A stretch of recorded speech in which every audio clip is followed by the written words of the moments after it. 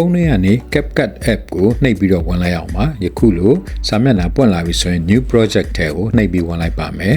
မိမိတို့ဖုန်းထဲမှာတွင်းထားတဲ့ video file တွေတွေ့လာပါလိမ့်မယ်ဒီထဲကနှစ်သက် video file တွေကိုရွေးမယ်ပြီး add ကိုနှိပ်ပြီးတော့ timeline ထဲမှာ video ကိုပို့ပေးရမှာဖြစ်ပါတယ်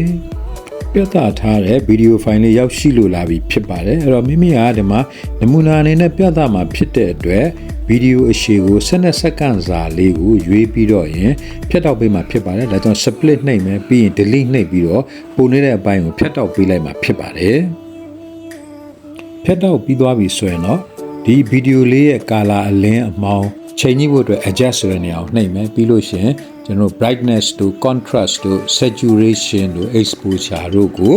နှိပ်ပြီးတော့လိုသလိုပုံလေးကို color ဆိုပြအောင်ကြည့်ကောင်းတဲ့အနေထားလေးရအောင်ချိန်ညှိပေးလိုက်ပါမယ်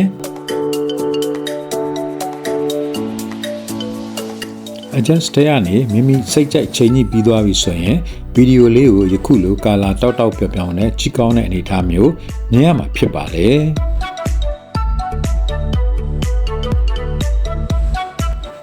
ဒီလိုချိန်ညှိပြီးသွားရင်မူရင်းစာမျက်နှာကိုသွားလိုက်အောင်ပါအဲ့တော့အောက်ကဘားသားထဲမှာကျွန်တော်တို့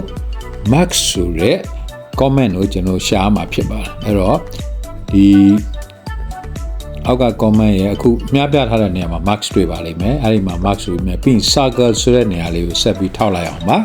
အဲ့တော့ circle နေရာကိုနှိပ်လိုက်ရင်ယခုလိုရုပ်ပုံကိုဆက်ဝိုင်းပုံလေးနဲ့ဖုံးအုပ်ပေးထားတဲ့ max ပုံစံလေးကိုတွေ့ရမှာဖြစ်ပါတယ်အဲ့တော့ဘေးကမြားလေးတွေကိုနှိပ်ပြီးတော့ရင်ဆက်ဝိုင်းကိုလိုသလိုချဲ့လို့ရပါတယ်ဆက်ဝိုင်းရဲ့အနာကအထူပါကိုတော့ဒီနှစ်ထပ်မြားလေးကိုနှိပ်ပြီးတော့လိုတိုးပိုရှော့လုပ်ပြီးတော့ချိန်ညှိပေးနိုင်ပါတယ်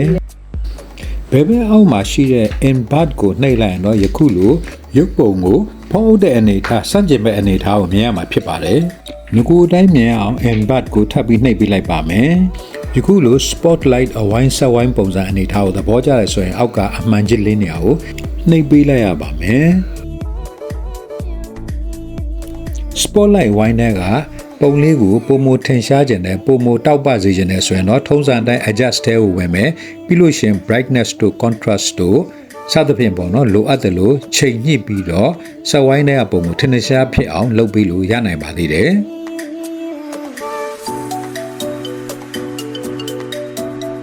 စိတ်ကြိုက်ချိန်ညှိပြီးသွားပြီဆိုရင်တော့ export လုပ်ဖို့အတွက်ကိုအပေါ်အမြားနေအောင်နှိပ်ပေးရမှာဖြစ်ပါတယ်အဲ့တော့ထပ်ပြီးပေါ်လာတဲ့ save to device ကိုနှိပ်လိုက်ရင်ဖြင့်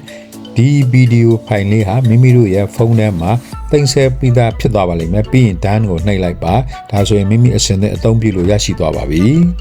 ဟုတ်ကဲ့ပါဗီဒီယိုပြက်ကွက်လေးကို spotlight ပုံစံအဝိုင်းလေးနဲ့ဘယ်လိုပြသမလဲဆိုတဲ့သင်ခန်းစာလေးတစ်ခုပဲဖြစ်ပါတယ်ဗီဒီယိုလေးကိုကြိုက်နေတက်လိမ့်မယ်လို့မျှော်လင့်ပါတယ်ကြိုက်နေတဲ့ဖြင့် like share comment တွေလုပ်ပြီးအားပေးကြပါဦးKantkaw knowledge sharing channel ကိုလည်းပဲ subscribe မလုပ်ရသေးတဲ့မိတ်ဆွေသစ်များအနေနဲ့ subscribe လုပ်ပြီးတော့အားပေးပြီး bell icon လေးတိကျပေးကြပါဦးနောက်ထပ်လာမယ့်ဗီဒီယိုများမှာထပ်မံဆုံစည်းကြပါစို့အားလုံးကိုကျေးဇူးတင်ပါတယ်ယခုလိုအစာအဆုံးကြည့်ရှုပေးတဲ့ချစ်ပရိသတ်များအားလုံးကျမ်းမာချမ်းသာတော်မူကြပါစေနှစ်သက်မှာပျော်ရွှင်ကြပါစေ Merry Christmas and Happy New Year